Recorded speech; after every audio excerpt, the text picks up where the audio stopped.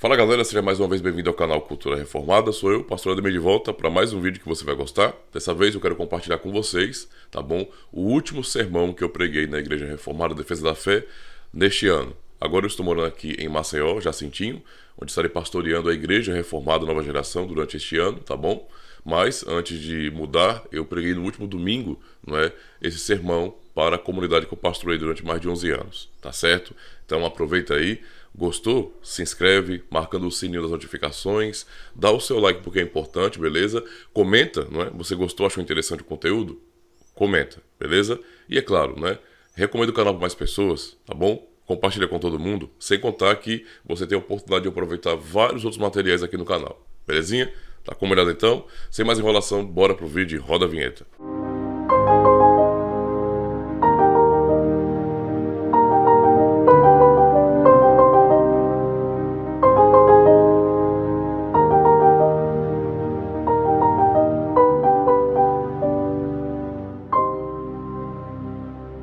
Boa noite, irmãos.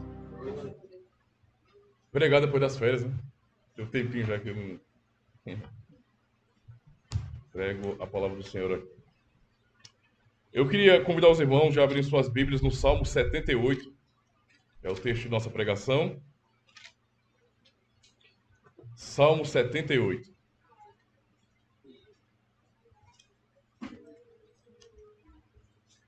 Vamos ler apenas do verso 1 ao 9. Diz assim a palavra do Senhor, Salmo 78, verso 1 a 9. 1 a 8, na verdade. Diz bem assim: Escutai a minha lei, povo meu. Inclinai os vossos ouvidos às palavras da minha boca. Abrirei a minha boca numa parábola. Falarei enigmas da antiguidade, os quais temos ouvido e sabido, e nossos pais nos têm contado. Não os encobriremos aos seus filhos, mostrando à geração futura os louvores do Senhor, assim como a sua força e as maravilhas que fez. Porque ele estabeleceu um testemunho em Jacó e pôs uma lei em Israel, a qual deu aos nossos pais para que a fizessem conhecer a seus filhos, para que a geração vindoura a soubesse, os filhos que nascessem, os quais se levantassem e a contassem a seus filhos, para que pusessem em Deus a sua esperança, e se não esquecessem das obras de Deus, mas guardassem os seus mandamentos. E não fossem como seus pais, geração obstinada e rebelde, geração que não regeu o seu coração e cujo espírito não foi fiel a Deus. Até aqui, meus irmãos. Amada congregação do Senhor e Salvador Jesus Cristo, que importância tem para nós o passado? Qual o valor da história para a nossa vida? Nós podemos pensar nessas perguntas porque, se observarmos bem, estamos em uma geração que está meio desconectada da história, do passado. As pessoas que têm um pouco mais de experiência e têm talvez uma família um pouco mais estruturada e mais unida, sabem muito bem que cada vez mais existe um certo tipo de afastamento dos pais ou dos avós com relação aos netos, com relação aos filhos. E cada vez mais fica comum, não é? Esse desligar, essa falta de repente, ligação familiar, de referencial. Isso é uma característica de nossa geração. As referências históricas, não é, de grandes heróis do passado já não são mais tão importantes hoje. A cultura moderna nos providenciou vários outros heróis que têm pensamentos bem distintos e até progressistas para substituir esses. E então dar uma nova visão para as pessoas, uma nova cosmovisão. Toda vez que olhamos para a situação de nossa geração, podemos perceber justamente isso, que nossa geração ela é bem progressista. E quando eu falo isso, eu falo justamente no sentido negativo mesmo. Porque todos nós queremos progresso, não é verdade? Nós queremos avançar. Avançar em tecnologia, em medicina, não é? Em bens para a humanidade, nós queremos o progresso. Mas o progressismo é um termo revolucionário. É a ideia de você destruir aquilo que é o passado, anular a história, esquecer daquilo que passou e então instituir uma nova história, uma nova maneira de ver a vida. E este é o retrato de nossa geração. cada vez mais desligada dos princípios antigos, da moral, da ética. É assim que nosso mundo anda. Nessa situação de progressismo compulsório, digamos assim, se perde a referência, irmãos, dos grandes heróis. Se você for observar bem, existe uma luta, até mesmo midiática, para que nossas crianças hoje elas não tenham tanto acesso aos heróis do passado, ou então, mesmo aqueles heróis de contos de fadas, não é? Aquelas historinhas antigas que nós ouvimos também quando crianças, assistimos, eles sejam alterados, sejam mudados, não é? Podemos pensar, por exemplo, em indústrias do cinema que já estão mudando completamente a história de alguns heróis, a sua personalidade e até mesmo a sua sexualidade, para tentar de alguma maneira, não é, comunicar a uma nova geração um tipo de pensamento que não corresponde a esses princípios básicos, não é, que as pessoas antes defendiam, entendiam como sendo normais. Ou seja, estamos cada vez mais nos afundando como geração, como cultura, nesse modismo. Isso é um perigo muito grande. Diante desta geração desconectada do passado, a cristandade sofre. Nós, como cristãos, toda vez que vamos fazer uma análise de como o mundo está andando, nunca podemos nos excluir disso, pois estamos participando do mundo, estamos vivenciando a cultura, nós consumimos, nós aprendemos, temos acesso às mesmas coisas e, portanto, somos influenciados também pelos mesmos inimigos. Também recebemos cultura, nesse sentido, referencial cultural, de muitas pessoas que têm realmente procurado atacar os princípios cristãos e desvirtualizar a igreja, não é? Descaracterizando completamente o povo de Deus, para que ele seja irreconhecível neste mundo. Não é? Não seja mais um povo distinto e que seja igual ao mundo, para que realmente não se possa ver uma luz de diferença, um referencial. Hoje as pessoas estão muito mais voltadas aos novos filósofos, àqueles que produzem cultura, e especialmente em nossa geração, nós temos muitos influencers, né? Pessoas que são blogueiros, né, que agora são influencers, na verdade, e que estão realmente influenciando cada vez mais as pessoas.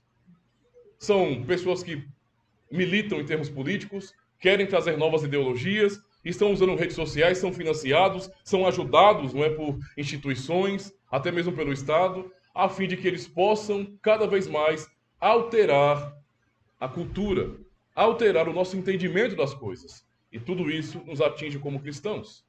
Eu queria realmente levar os irmãos à reflexão no texto que lemos aqui, do Salmo 78, porque este é um salmo que justamente nos manda parar, puxar o freio e olharmos para trás. Esse é o objetivo desse salmo.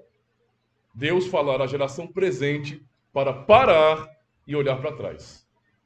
O título do sermão dessa noite é justamente esse, o testemunho, não é, do Deus de nossos pais. Temos que olhar para o passado. A primeira parte, então, do sermão, podemos aprender que Deus, nesse sentido, faz um chamado para uma nova geração. Ou seja, as gerações que vão surgindo continuam ainda recebendo o chamado de Deus. Assim foi desde o início e continua sendo assim. Deus continua chamando o seu povo. E no Salmo 78, o curioso aqui é justamente isso. Deus não chama o povo para projetá-los para o futuro. Nós sabemos que a Escritura Sagrada nos dá muitos anseios com relação ao porvir. Nós, como cristãos, esperamos a volta do Senhor Jesus Cristo para vencer em nós todo o mal, para transformar esse mundo de uma vez por todas e nos introduzir em novos céus e nova terra.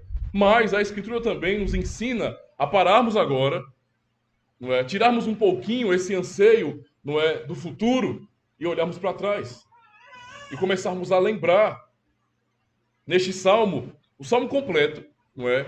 O salmista se dedica a fazer um grande resumo de toda a história do povo de Israel. Aqui você tem um resumo completo da história de Israel, colocando ênfase nos pontos mais importantes, onde está sendo mostrado como Deus libertou o seu povo, manifestou suas obras poderosas e como o povo se corrompeu. Se você vai ler todo o Salmo 78, você vai perceber, não é, o Senhor sempre mostrando que os pais, ou seja, a geração passada, não foi fiel a Deus, rejeitou os seus mandamentos, se desviou do caminho que o Senhor tinha ordenado a eles, e o resultado foi sofrimento, foi voltar para o cativeiro. Deus está falando para a nova geração, para olhar para o passado, justamente para que essa nova geração não cometa os mesmos erros de seus pais. Não repita os mesmos erros, não caia nos mesmos pecados. Se pudermos pensar, por exemplo, aqui, e lembrar que Deus, não é, levou o seu povo, por meio de Abraão, para o Egito. Ali o povo cresceu, se multiplicou e Deus providenciou, como prometeram, o libertador. E então o povo foi liberto, não é? Viu o poder de Deus, a sua glória, foi liberto do Egito para uma novidade de vida, para uma vida de santidade ao Senhor, dedicação a Ele como um povo exclusivo dele, um povo separado, mas que gerações mais tarde, esse mesmo povo que recebeu a lei de Deus, que viu o poder de Deus e que recebeu essa mensagem de geração em geração, retrocedeu. Aquela nova geração que ouviu acerca de Deus, não é? Ou então que tinha, como os seus antepassados, aquele povo que viu os grandes milagres do Senhor e foram introduzidos em Canaã, aquele povo se esqueceu e voltou a praticar as mesmas obras malignas. Uma geração que voltou à idolatria. É uma coisa estranha para nós, porque não é estranho que Deus liberte um povo e esse povo procure o cativeiro novamente? Não é esquisito uma coisa dessa? A escravidão não é uma coisa boa. Não tem como você analisar a escravidão, como vemos no Egito, por exemplo, escravidão física, de humilhação cultural mesmo, mas também escravidão espiritual, como uma coisa boa. O povo não tinha identidade. O povo estava ali perdido, sem Deus. Somente pesando demais o sofrimento deles é que eles lembraram do Senhor. Eles lembraram do Deus de seus pais. Lembraram do Deus de Abraão, Isaac e Jacó, e o Senhor atentou para eles e os libertou. É estranho que esse povo que viu, não é questão de ter ouvido apenas, eles viram Deus humilhar todo o panteão egípcio, Deus vencer e mostrar que na verdade ele é o único Deus verdadeiro. Todo o resto é balela. Esse povo viu e ainda assim, gerações futuras, né, à frente, começaram a se prostrar mais uma vez diante de ídolos. É como se Deus tivesse lhe provado agora que ele é o único Deus verdadeiro e que a religião que eu praticava é uma tolice, uma enganação, e então meus netos voltassem a praticar a mesma religião tola que um dia eu pratiquei, sendo que Deus já provou que não é assim. Esse salmo se dedica justamente a isso, não é? A Deus chamar a atenção do seu povo, da geração do salmista, a olhar para trás, a lembrar da sua própria história, porque o povo que tem desconhecimento da sua própria história é um povo sem identidade, é um povo perdido que vai cometer os mesmos erros. Só para pincelar isso, os irmãos podem só observar a situação que nós nos encontramos hoje em nosso país. A história da humanidade, ela é bem complexa. Mas há algumas coisas que nós podemos observar que são muito objetivas e claras e não tem como negar. Por exemplo, olhando para o tempo passado, para o século passado, nós sabemos das grandes manifestações políticas ditatoriais que escravizaram, humilharam e mataram pessoas, assassinando-as ou então matando-as de fome. Século passado, é coisa recente. Isso aconteceu ontem, entende a situação? Aconteceu ontem, mas a nossa geração, o nosso povo brasileiro, o que é engraçado, é estranho e trágico também, é um povo que está muitas vezes reafirmando os mesmos ideais de ditadores do século passado, que mataram as pessoas. Não é estranho que em nosso país, por exemplo, isso é importante para entendermos, seja proibido e seja um crime fazer apologia ao nazismo, mas ao mesmo tempo seja a coisa mais normal você fazer apologia ao comunismo? Eu estou citando isso como um exemplo para os irmãos de como nós nos esquecemos. Como nós nos esquecemos. O mesmo símbolo que outrora apavorou pessoas, as humilhou, e que significa terror para boa parte da humanidade, para muitos brasileiros é um símbolo de orgulho. A foice e o martelo. Nós esquecemos. Temos essa capacidade terrível de nos esquecer. Não é à toa que, citando Lutero, e peço licença aos irmãos, ele já chegou a dizer que nos esquecemos do Evangelho todos os dias. Logo, temos que ouvi-lo todos os dias. Essa é a nossa terrível capacidade, não é? E esquecimento. Observando o verso 1 e 2 e 3, mais uma vez.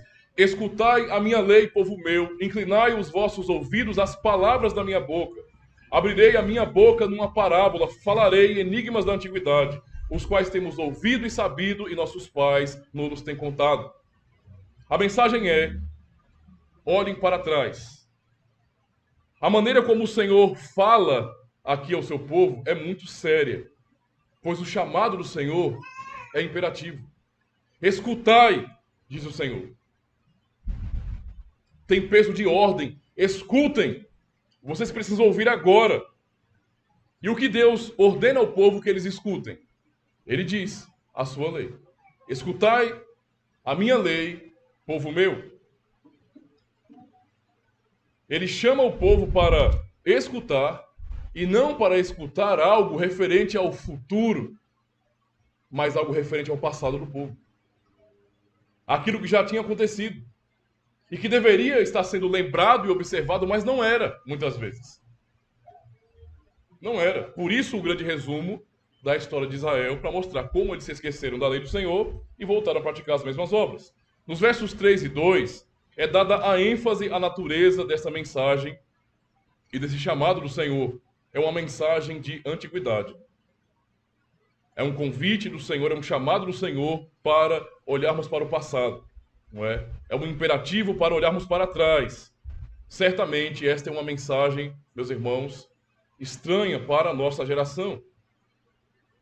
Nossa geração realmente é uma geração bem futurista, digamos assim, bem para frente. Nós ansiamos por mudanças radicais na sociedade. Ansiamos cada vez mais.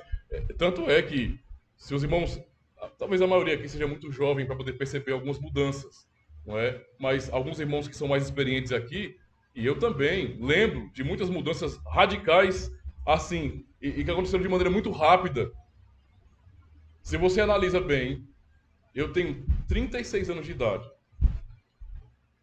Mas quando eu olho para um jovem de 16, 17 e 18 anos de idade, se ele não está em um contexto cristão que lhe eduque, essa pessoa parece que vive um mundo paralelo ao meu. É uma coisa estranha. É difícil você ter comunicação com pessoas assim. Porque parece uma pessoa de um outro mundo, de uma outra dimensão. Eu não estou falando de gostos. Não tem nada a ver com gosto. Eu também faço parte de uma geração que cresceu assistindo animes, né? Jogando videogame. Eu faço parte de uma geração assim, não é diferente de agora. Mas mesmo assim, meus irmãos, quando você vai fazer a comparação de um jovem hoje, de 17, 18 anos, você fica espantado muitas vezes. Se você for uma pessoa um pouco mais velha, você fica espantado. Mas essa pessoa está aqui realmente porque não tem como haver comunicação. Parece que a pessoa entende o mundo de uma maneira totalmente diferente.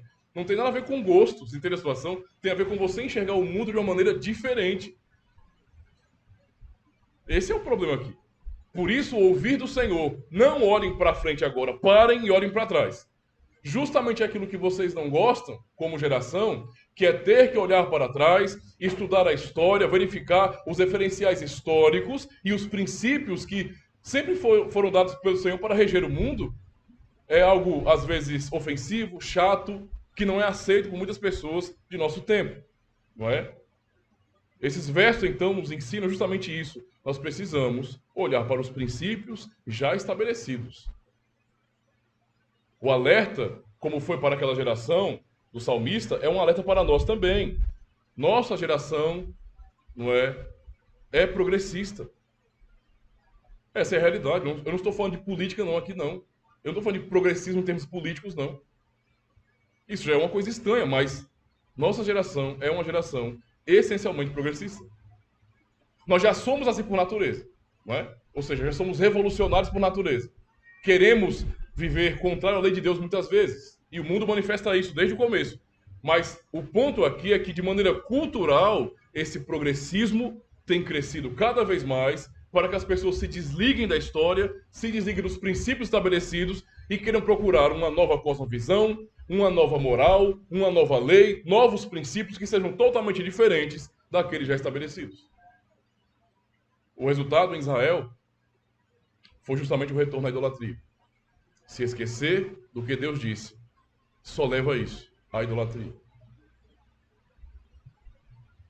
Eu sinto muito, mas não dá para criar possibilidades de universo paralelo. Não dá. Nós só vivemos na Terra 1. Não existe uma Terra 2.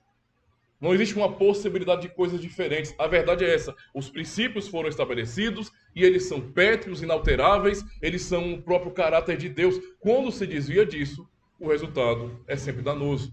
Israel sofreu e agora o exemplo é para a nossa geração também do mesmo jeito. Olhem para trás. Olhem para trás. No nosso contexto cristão, O progressismo se alastra, não é, em novos conceitos acerca de tendências evangélicas, que, por exemplo, negam a lei, não é? Acabam abandonando os princípios, negam não só os mandamentos de Deus, mas até mesmo negam os papéis que Deus estabeleceu para homem e mulher. Isso entrando no seio da igreja, isso acontece. Por um lado, temos uma geração de crentes que diz e repete muitas vezes: a lei passou, a lei passou, não é? Se nós ousarmos exortar alguém e quer ter a experiência, exorte um evangélico. A probabilidade de você encontrar alguém que vai rejeitar o que você está dizendo é muito grande. Exorte alguém pela lei de Deus. Meu irmão, o mandamento do Senhor não ensina isso, não. Ora, eu estou no tempo da graça e não da lei. Essa é a resposta na ponta da língua de muitos cristãos hoje. Eu estou no tempo da graça, não no tempo da lei. Ah, dá vontade de responder assim. Então, irmão, vamos fazer o seguinte: compra só o Novo Testamento. Porque se para você é uma coisa estranha eu citar um mandamento do Decálogo, compra o Novo Testamento e aposente o Antigo, porque é livro de judeu. A realidade é essa. Assim está a geração dos cristãos hoje. Entende? Rejeitando a lei. A lei passou, eu não quero mais saber de lei. Lei é coisa de Moisés. Lei não tem nada a ver com Cristo. Agora, na verdade, há uma nova lei que não tem nada a ver com a lei de Moisés, que é a lei de Cristo. Eles colocam de maneira proposital Moisés contra Cristo. Não é? E então rejeitam a Moisés e dizem: há uma nova lei e essa lei é a lei de Cristo. Aí você pergunta: e que lei é essa? A resposta vai ser: é a lei do amor. Ok, mas a lei, ela sempre foi amor. Como é que alguém pode olhar para os mandamentos de Deus e não enxergar amor ali? Como? Me digam como alguém pode olhar para os mandamentos do Senhor Deus e não enxergar amor puro e sincero ali? É uma analogia simples. Está o povo aqui, toda a humanidade se afundando em pecado, desgarrada, vivendo sem um norte, como ímpios. Deus chama um povo, não é? Ele chama esse povo, ele liberta esse povo e dá uma lei, isto é, uma nova maneira de viver a este povo. E eu não consigo enxergar que essa lei é uma lei de amor. Deus está mostrando a sua misericórdia. Não foram todos que receberam a lei de Deus. Nem todos do mundo hoje são cristãos. Isso é misericórdia, irmãos. Pura misericórdia do Senhor. Dizem a lei de Cristo e tornam a lei de Deus algo subjetivo, para que os que entendem a verdade não tenham condições de questionar e apontar para os mandamentos de Deus. Deixa por subjetiva. Então tudo que agora eu vou responder vai ser: não, a lei de Cristo. Não, é a lei de Cristo. É a lei de Cristo. Sim, mas que lei de Cristo é essa? Que lei de Cristo é essa? Isso é progressismo. Quando você tira algo estabelecido desta forma, que dá princípios ao povo de Deus para norteá-lo, quando você tira isso, o resultado que você tem prático é justamente um povo relativista, que tem como desculpas nesse sentido, tem que dizer bem assim: não, mas Deus, ele conhece meu coração, ele quer minha religião do coração. É isso que acontece. Nossa geração. Esse é o nosso retrato hoje. Não é? É como um indivíduo que diz bem assim: vocês reformados são todos legalistas, vocês ficam com esse negócio de guardar um dia para Deus. Não precisa disso, cara. Todo dia é dia do Senhor, não é? E não guarda um. Porque você relativizou. Relativizou. Isso é progressismo, irmãos. E a palavra do Senhor não está nos mandando, nesse sentido, abandonar os princípios estabelecidos. Muito pelo contrário. Ele está nos mandando olhar para trás e lembrar que ele deu uma lei. Por outro lado, não só uma questão de relativização moral, que nós vivemos hoje, em termos de sociedade no geral, mas também em termos de cristandade, e não é à toa que tantas aberrações acontecem, porque as pessoas estão completamente distantes dos princípios da lei de Deus. Por isso muitas coisas acontecem aí de ruim, não é de ruins. Por outro lado, nós temos também uma geração de crentes que não aceita mais os papéis que Deus deu a homem e a mulher. Isso é mais um reflexo do abandono da lei de Deus, dos princípios estabelecidos pelo Senhor. Os cristãos hoje, em boa parte, não estão aceitando mais os papéis que Deus deu. Aí você analisa o relacionamento de homem e mulher. As pessoas não estão preocupadas mais com o que Deus diz, com o que ele estabeleceu, com os princípios da palavra de Deus. Não. A preocupação é como a sociedade trata homem e mulher em termos de papéis. Assim, assado. Vamos então seguir como a sociedade diz. Então usa-se isso como justificativa e essa é a razão agora, porque não há uma aceitação dos papéis que Deus deu a homem e a mulher, que hoje existe tantas pseudopastoras. Existir pastoras em comunidades cristãs é uma prova cabal do abandono da palavra de Deus. Não tem outra resposta. E se a pessoa falava assim, mas isso aí é machismo da sua parte. Não, isso não é machismo. O nome disso é Bíblia. A Escritura nos dá um princípio inalterável. Eu não posso mudar essas coisas. Isso não tem a ver com valores, com quem nós somos, se nós somos melhores. Não existe isso na Escritura. Essa luta de valores, quem é melhor, homem ou mulher, não existe isso na Bíblia. Isso é um debate moderninho, é coisa de progressista. A Escritura não vai fazer distinção de cor, de raça, de sexo. Isso não existe na Bíblia. São anseios modernos. E as pessoas leem a Escritura com os óculos marxistas. Está cheio de gente lendo Bíblia, irmãos. Veja, quando você abandona os princípios da lei de Deus e esquece do que o Senhor ensinou no passado, o resultado é você tentar ler a sua palavra com novos óculos, que não foram dados pelo Senhor na sua palavra. O resultado, as pessoas estão lendo hoje a Bíblia com esse olhar marxista, revolucionário. Então, quando olham para a Bíblia e veem que Deus chamou homens para o ofício sacerdotal, logo constitui-se que isso é machismo. Os homens da Bíblia eram machistas, por isso que não tem mulheres liderando muito em Israel, ou na igreja cristã. Então, Cristo era machista. Cristo era machista, só pode ser. Ele estava sendo o tempo todo assistido por mulheres em seu ministério, mas ele chamou 12 apóstolos. Não tem nenhuma apostila na Bíblia, né? Nenhuma apostoliza. É só apóstolo. Mas a pessoa lê agora com a mentalidade moderninha. Não é? E porque na mentalidade moderninha você tem uma luta de classes e você tem uma briga terrível de homens contra mulheres, de mulheres contra homens, por causa de feminismo, por causa de machismo, eu leio a Bíblia com esses óculos. Totalmente errado. Isso é desonesto, mas é assim que as pessoas querem ler a Escritura hoje. Isso é tão sério com relação aos papéis na igreja, que analise bem a situação. Nós sabemos, por exemplo, que 1 Coríntios 12, Efésios capítulo 4, aprendemos sobre dons que Deus deu à igreja, tanto dons espirituais, que foram usados com abundância em certos períodos da igreja, como também dons gerais e até ministeriais.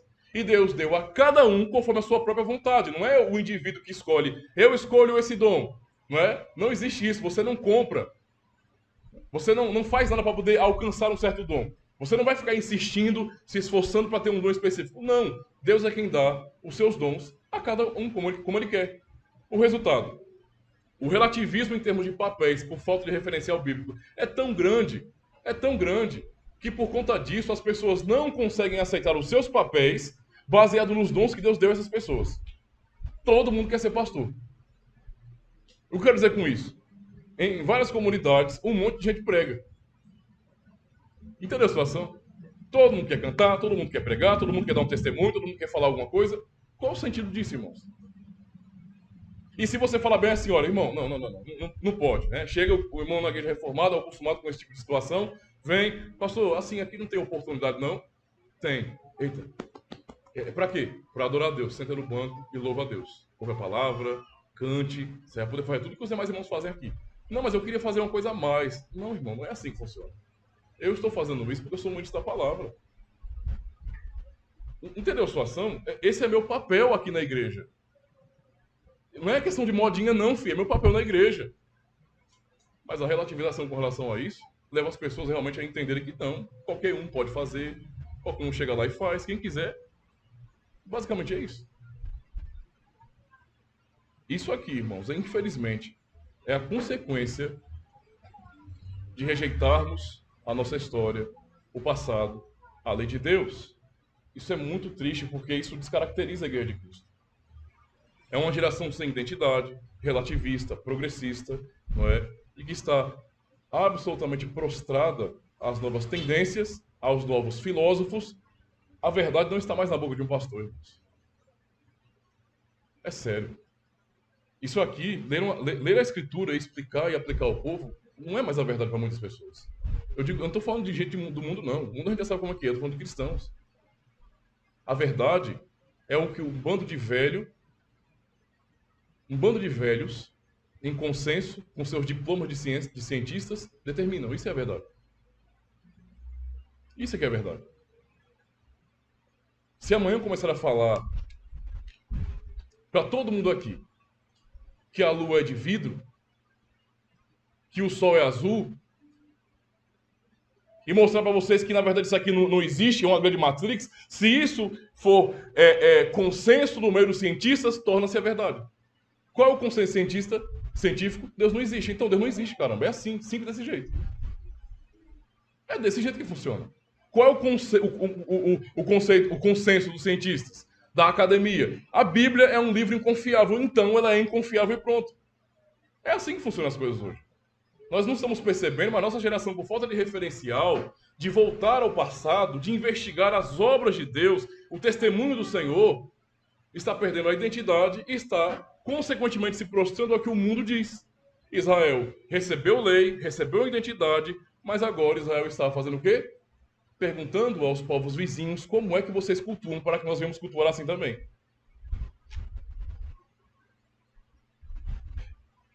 E o culto que eles prestavam, idólatra, quando se corromperam, era um culto completamente pornográfico, porque o conceito cultural tinha a ver com sexualidade, com sacrifício de crianças. Estava tudo ali. Israelitas, tenta imaginar a dimensão, o nível da coisa. O povo que recebeu a lei de Deus, entregando seus filhos em sacrifícios a ídolos. Abortando seus filhos por causa de idolatria.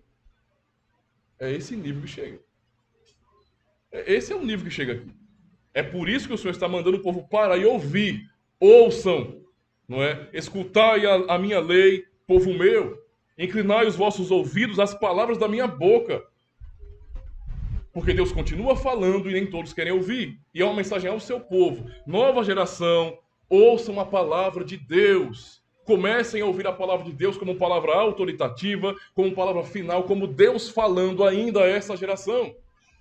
Não como um discurso filosófico de um homem, mas como palavra de Deus. Deus continua a dizer as mesmas coisas.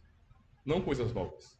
As mesmas coisas. Continua a apresentar as veredas antigas, como sempre. Como ele sempre fez. Não há mudança nesse sentido. Então podemos dizer, irmãos, como o Salmo nos ensina, não é? Quando lemos aqui, por exemplo, abrirei a minha boca, no verso 2, numa parábola, falarei enigmas da antiguidade, os quais temos ouvido e sabido, e nossos pais nos têm contado, não os encobriremos aos seus filhos, mostrando à geração futura os louvores do Senhor, assim como a sua força e as maravilhas que fez. Porque ele estabeleceu um testemunho em Jacó e pôs uma lei em Israel, a qual deu aos nossos pais para que as fizessem conhecer a seus filhos. A mesma lei para uma nova geração.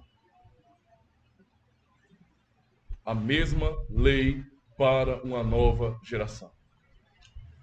Nós cantamos agora há pouco o Salmo 139. Será que isso mudou?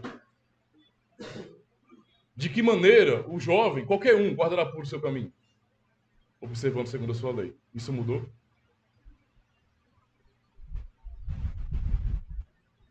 Pois é. Isso não mudou. E o Senhor está dizendo a mesma lei para uma nova geração. Aquilo que os pais ouviram não mudou. Continua sendo vivo, necessário, urgente para os filhos também. Não podemos simplesmente, porque o mundo de hoje não é assim. O mundo de hoje mudou, pastor. O mundo de hoje é muito mais descolado, é muito mais diferente. Esses princípios que vocês falam aí são tão retrógrados, sabe? Chega, cansa, são regras, Isso não pode, nem aquilo outro. Isso é coisa muito atrasada, é coisa de velho. É coisa de velho. Ficar dizendo para jovem que ele pode e que ele não pode. O jovem tem que ser livre hoje. Não. A Escritura está dizendo a mesma coisa para nós hoje. O que foi dito aos pais tem que ser dito aos filhos. A mesma lei para uma nova geração. Deus não está reformando sua lei e a mudando, não é, para cada geração. Não é uma aplicação da lei para cada geração diferente. O que era antes errado continua sendo errado. O que outrora foi chamado pelo Senhor de pecado continua sendo pecado. Nada mudou nesse sentido. Nada mudou. Inclusive, há uma maneira de respondermos a qualquer um, cristãos. E eu lamento ter que dizer isso. Lamento ter que vacinar os irmãos contra outros cristãos que são antinominianos, isto é, que negam a lei de Deus, que dizem não à lei, agora é a lei de Cristo. Questionem qualquer um, mas qualquer um que fala besteira. Vocês são reformados, são tudo um monte de legalista. É mesmo, é? Tá certo. Então, os 10 mandamentos não é para seguir mais, não. Não, de jeito nenhum. Agora é a lei de Cristo. Tá bom, então. Me responda uma coisa. Eu posso ter outros ídolos, outros deuses? Pode não. Por quê? Porque o primeiro mandamento diz que é pecado. Mas não passou a lei? A lei não passou. Eu posso adorar a Deus por meio de imagens e escultura? É claro que não, irmão. Tá doido, é? Oxe, nós somos crentes. Mas peraí. Quem foi que disse que isso é pecado? Que é proibido? O segundo mandamento. Ué, não tinha passado? Eu posso agora blasfemar o nome de Deus? Posso desonrar o nome do Senhor? Não. Oxi, por que não? A lei não passou? Mas é o terceiro mandamento que diz isso. Né? Ah, não. Eu posso agora abandonar a congregação e dizer bem assim, olha, vocês fazem desse jeito, eu faço do meu jeito. Eu sou um cristão, não é naipe freestyle, eu sou um cristão livre. Eu adoro a Deus quando eu quiser. Então eu não preciso ficar preso a um dia. Eu posso fazer isso. Aí você vai questionar o antinomista. Então faça o seguinte, não vá para o culto no domingo na sua igreja, não. Fique na sua casa. Adora a Deus sozinho na segunda-feira. Você está ficando doido? O povo de Deus está reunido. Ah, é? E por que o povo de Deus está reunido? Por causa do quarto mandamento. Santa convocação. Você não se reúne com o povo de Deus por moda, não. É por mandamento mesmo. Deus mandou. Nós não estamos aqui, não é, numa vibezinha romântica, não. É ordem do Senhor. Deus chamou um povo. E reuniu esse povo. Eu posso agora desonrar meu pai e minha mãe e também as autoridades? Você é doido, é? Tem que dar testemunho de Cristo no mundo. É mesmo, é? E onde é que está escrito isso? É quinto mandamento, né? Quinto mandamento. Eu posso agora meter o louco aí, dar uma de assassino, sair matando as pessoas, declarando meu ódio público? Posso? Não, eu sou um cristão, eu sou uma nova criatura em Cristo. É mesmo? Amém, irmão. Mas onde é que está sendo proibido isso? É o sexto mandamento. Eu posso agora ser uma pessoa absolutamente depravada, entregue à promiscuidade, ser uma pessoa imoral e promover a impureza. Misericórdia, o sangue de Jesus tem poder. Amém. Mas onde é que está sendo proibido essa vida de impureza? Sétimo mandamento. Eu posso folgar com a injustiça e roubar ou furtar o que é dos outros? Não é? Eu posso subscrever as práticas do MST ou desse bando de socialistas? Subscrever, eu, um cristão, não é, barra esquerdista, eu posso fazer isso? Com essas teorias marxistas revolucionárias que não aceitam propriedade privada? Posso não, irmão, porque eu sou um cristão. Pois é. Onde é que está escrito que você não pode? O oitavo mandamento, não furtarás. Uma coisa promovida pela ideologia, né? Pela política. Eu posso agora, não porque a lei não passou? A lei não passou, não é verdade? Não precisa mais obedecer mandamentos? Então eu posso agora, já que não tem mandamento nenhum, eu posso agora mentir, eu posso inventar falso testemunho do meu próximo, né? Eu posso humilhar as pessoas na internet, não preciso ficar tendo cordialidade, respeito com ninguém, não. Eu posso simplesmente procurar alguma coisa de alguém, algum erro de alguém aí, ó, algum podre do passado, expor nas redes sociais e humilhar a pessoa. Posso fazer isso? Não, Cristo me chamou para uma vida de amor ao meu próximo. Nono mandamento. Eu posso ser alguém satisfeito com a minha vida, ser um cristão murmurão, reclamão, que vive cobiçando o que não me pertence, fantasiando e desejando um tipo de vida que não é para mim? Isso não é um comportamento ou pensamento de um cristão. Amém. Isso é verdade. Sabe por quê? Porque o 10º mandamento diz, não cobiçarás. Aí você vai e pergunta de novo ao antinomista: a lei passou? Para onde a gente olhar, nosso comportamento, nossa postura no mundo, uns com os outros, é regida pela lei de Deus. Não é? Essa é a grande realidade. A mesma lei para uma nova geração. Deus continua a nos chamar para ter medo. Não tem como, irmãos, não tem como, de maneira objetiva, falar de uma vida cristã, genuína, se há rejeição dos mandamentos. E eu digo aos irmãos, até ensinando, para responder. Por isso que eu falei, citei cada mandamento e mostrei na prática como que funciona. Os irmãos poderem responder. Responder a qualquer um questionar. Sabe? A qualquer um questionar. Qualquer um. Essa é a única vida de amor que Cristo nos ensinou. Prazer na lei de Deus. Prazer na lei de Deus. Ou que lei é que João está ensinando aqui? 1 de João, capítulo 5, verso 3. Quando ele fala: porque este é o amor de Deus, que guardemos os seus mandamentos. E os seus mandamentos não são pesados.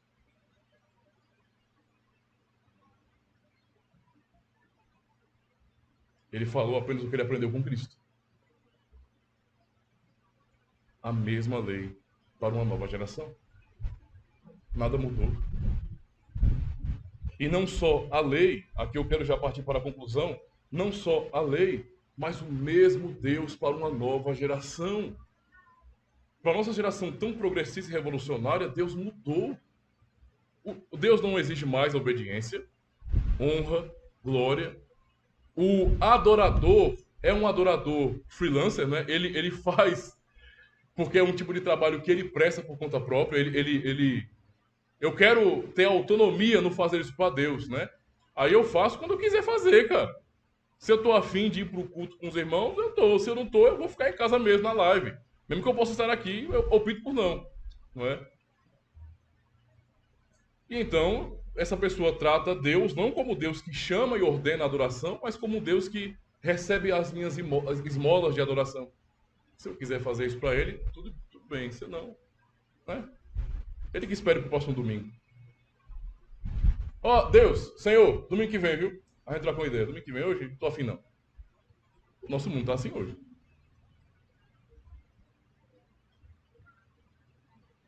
Isso é consequência do abandono, é consequência de perdermos a identidade. E é justamente contra isso que o Senhor está nos advertindo. Não se esqueçam de quem vocês são. O mesmo Deus para uma nova geração. E ele fala, observe bem, mais uma vez, é importante lermos isso aqui, irmãos. Porque ele estabeleceu verso 5, estabeleceu um testemunho em Jacó e pôs uma lei em Israel, a qual deu aos nossos pais, para que a fizessem conhecer a seus filhos. Ponto. A lei tem que ser ensinada de pai para filho. Ponto. Verso 6.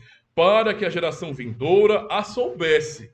Os filhos que nascessem, os quais se levantassem e a contassem também a seus filhos. Então é dos filhos para os netos e para os bisnetos e assim por diante. Verso 7. Para que pusessem em Deus a sua esperança. E se não esquecessem das obras de Deus, mas guardassem os seus mandamentos.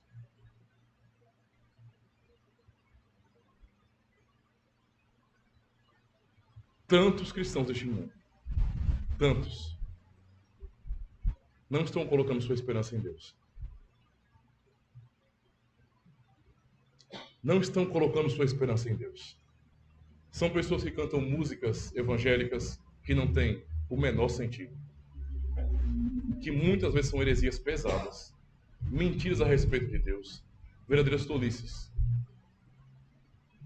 Uma geração de cristãos que se escandaliza quando vem um cristão e fala bem assim, nós cantamos os salmos em nossa comunidade. Oxi, salmo? Homem, quem cantava isso era Davi, olha o tempo que faz, né? Como é que vocês cantam salmos hoje? Não precisa disso não, pô. Nós temos ótimos músicos, ótimos cantores, né?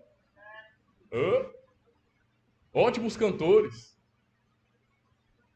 Pessoas que nos levam ao delírio, ao êxtase. Nós choramos, babamos, suamos em um culto tão animado. Não sei não de Salmos, não. E as pessoas que não leem Bíblia, não conhecem os Salmos do Senhor, não cantam, não estudam, não refletem nesses Salmos, consequentemente não conhecem a Deus. Sabe por quê? Porque a maior porção teológica da Bíblia são os Salmos. Essas orações, esses cânticos inspirados pelo Senhor, revelam para nós a glória de Deus, a sua majestade, seus atributos incomparáveis. Os salmos foram dados para isso, para apresentar Deus glorioso ao seu povo, para que seu povo pudesse cantar sobre esse Deus, aprender sobre esse Deus. Como é que se despreza os salmos hoje? Como é que se vai adorar a Deus conscientemente, prestar a Ele um culto racional, se eu não tenho conhecimento dEle? Se eu não posso refletir em suas obras maravilhosas? Se os nossos filhos hoje não conhecem muito bem o que Deus fez por meio de Moisés, sobre as 10 pragas no Egito, se o Senhor não sabe, se os nossos filhos não sabem sobre Elias, sobre Eliseu, se não sabem como o Senhor abençoou Israel no tempo de Davi, das falhas de Davi também, se os nossos filhos não conhecem, por exemplo, os salmos, não conhecem os profetas, não sabem dos milagres de Cristo, que geração é essa? Essa geração não está adorando a Deus. É por isso que o culto é segundo a imaginação das pessoas. Eu sei que parece duro, parece exagerado, não é? Dizer assim, não, então, quer dizer que tem um monte de coisa errada? Tem um monte de coisa errada sim. Nem em todo lugar, nem em todo salãozinho onde pessoas se reúnem com um púlpito e tem um homem falando, significa dizer que ali tem um culto verdadeiro, porque não tem. Isso é falta de conhecimento de Deus. Como as pessoas vão adorar a Deus de acordo com a vontade de Deus, se elas não conhecem a vontade de Deus? Como elas vão aprender a colocar sua esperança no Senhor? Porque esse é o ponto aqui. A ideia que o Senhor dá aqui para o salmista, passar para o povo é justamente essa. Vocês precisam ensinar a lei de Deus aos seus filhos, passar essa lei, esses princípios às novas gerações e falar sobre os feitos poderosos do Senhor. Por quê? Para que eles não se iludam com os ídolos. É por isso que a nossa geração é uma geração tão propensa à idolatria. Qualquer coisa vira ídolo para nós, porque não conhecemos os feitos do Senhor. Não conseguimos fazer um paralelo e a distinção para ver que Ele é Deus Todo-Poderoso, enquanto aquilo que se diz hoje não é. Aí hoje, suspiramos muito mais por artistas, por atores de Hollywood, por séries, por filmes, por jogos, por tudo aquilo que é entretenimento, que é bom para o nosso prazer, mas que acaba se tornando Deus para nós. Ocupando todo o nosso tempo, toda a nossa vida, os nossos sentimentos, nossas emoções, tudo em nós, dedicado a essas coisas. E por quê? Não conhecemos a Deus. Sabe, é um impacto tão dolorido às vezes. Leia a Bíblia e explique. Nós não conseguimos encontrar leis científicas, leis físicas que expliquem a glória do milagre da abertura do Mar Vermelho. É algo tremendo. Tremendo. Aí a pessoa ouve, legal. Bem louco, né? A pessoa ouve, a nova geração lê sobre isso, ou então ouve falar sobre isso aí, é legal. Mesmo inconsciente, trata como se fosse uma historinha de conto de fadas. Porque não é impactada por isso. Quando deveria ser reação? Uau! Deus, o Todo-Poderoso, abriu o Mar Vermelho para o seu povo passar. Deus, o Todo-Poderoso, se manifestou. O Deus que não se vê, em seu poder foi visto. Porque aquelas pessoas viram o seu poder manifesto, tremeram e temeram diante do Senhor. Esse é o nosso Deus, o Deus de nossos pais. O nosso Deus. E isso não nos impressiona mais. Nós não suspiramos mais, não ficamos boquiabertos por causa disso. Alguém já viu aqui a medicina ressuscitar alguém? Alguém já viu aqui alguma notícia no jornal que agora encontraram uma solução, não é, científica para dar vida às pessoas? Alguém conheceu algum Highlander aqui? Highlander, aquele personagem do filme que tem vida eterna, que é imortal? Olha do que eu lembrei. Alguém conheceu alguém assim? Não. A ciência não pode fazer isso por nós. Quem é que fez isso? Nosso Deus. A ciência nos dá um iPhone e nós falamos: glória à ciência, glória à ciência. Deus nos criou, libertou nossos pais no passado, chamou a sua igreja e a sustenta até hoje, operou prodígios, mostrou o seu poder e temos dificuldade de dar glória a Deus. Essa é a nossa geração, irmãos. E o chamado do Senhor é justamente para que paremos, olhemos para trás e venhamos nos lembrar do testemunho do Senhor. Venhamos nos lembrar que o mesmo Deus que chamou nossos pais no passado nos chamou hoje. E é o Deus que nos alerta para não cairmos nos mesmos erros de nossos pais. Para não cairmos na idolatria que nossos pais caíram, nas superstições. Para não corrompermos os princípios que Deus nos deu e voltarmos à escravidão, como tem se visto hoje. Deus nos chama justamente para isso. Eu quero concluir dando ênfase a esse texto, verso 7, para que pusessem em Deus a sua esperança e se não esquecessem das obras de Deus, mas guardassem os seus mandamentos. E não fossem como seus pais, geração obstinada e rebelde, geração que não regeu o seu coração e cujo espírito não foi fiel a Deus. Eu termino dizendo aos irmãos: orem.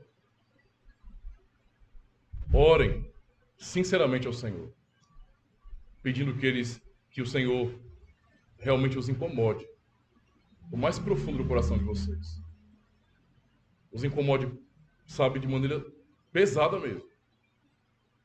Tire a sua paz, para que você possa olhar para o seu próprio coração, para a sua própria vida e fazer essa investigação. E se questionar. E pensar se você realmente tem pensado no poder de Deus, nas suas obras maravilhosas. Há quanto tempo você leu a Escritura Sagrada com dedicação? Já faz quanto tempo que você parou para ler os Salmos e observar como os salmistas se referem a Deus? Há pessoas que têm dificuldade de orar, vai para os Salmos. Vai para os Salmos. Há pessoas com medo do que está acontecendo no mundo. Bíblia, cara. Deus continua sendo Deus. Por tudo que tem acontecido de mais terrível no mundo. Sinceramente, o que tem acontecido agora não é nada de novo, não. A humanidade já passou por muitas coisas terríveis. Muitas coisas terríveis. E a igreja está de pé. O que vai nos sustentar, então, é diante dessas aflições, dessas dificuldades e das tentações, é termos referencial. É lembrarmos quem somos. É lembrarmos de Deus. O nosso Deus é o mesmo. Não mudou. Continua a nos chamar e nos dá hoje esta mensagem que venhamos escutar a sua lei, que venhamos olhar para os seus mandamentos do mesmo jeito, porque ele não mudou. Que venhamos, sim, refletir em suas obras maravilhosas no Deus que nos criou, no Deus que nos formou, nos deu propósito e continua a nos sustentar até hoje. Nós podemos agora, pela palavra de Deus, lembrar de tudo isso. E entender que essa aqui também é a história de nossa vida. É a história de nossa vida. Que Deus possa fortalecer esse referencial em nosso coração. Não abram a vida de vocês, o coração de vocês, para o que o mundo tem dito. A igreja, ela impactou mais o mundo quando ela foi mais diferente do mundo. Essa é a realidade. Para sermos diferentes, realmente temos que olhar para a lei de Deus. E mais do que isso, ao olhar para a lei do Senhor, nós precisamos, não é, correr imediatamente para Jesus Cristo. Temos que buscá-lo de todo o nosso coração. Pois é Ele quem nos sustenta diante de um mundo que quer tirar a nossa identidade. Que assim como o Senhor tinha prazer na vontade do Pai, que também venhamos ter prazer na vontade de Deus. E voltar, sim, os nossos olhos à palavra do Senhor Deus, os nossos ouvidos à palavra do Senhor Deus, para não perdermos o referencial, não perdermos a nossa identidade, mas sabermos exatamente quem somos em Jesus Cristo. Amém? Graças a Deus. Pessoal, não se esquece, se inscreve no canal marcando o sininho, dá essa força pro canal, beleza? Dá o seu joinha aí, isso ajuda bastante, tá bom? Comenta se você gostar do vídeo e, é claro, né, recomenda para mais pessoas também. Vai anunciando aí, ó, tem um canal aqui, o canal Cultura Reformada, tá aqui o link, tá bom? O cara faz um monte de vídeos aí, tá bom? Sobre a fé reformada, sobre a confessionalidade, tem muito conteúdo bom, tem muitas playlists interessantíssimas para você aprender mais sobre a fé reformada, beleza? Dá esse apoio. Valeu e até o próximo vídeo.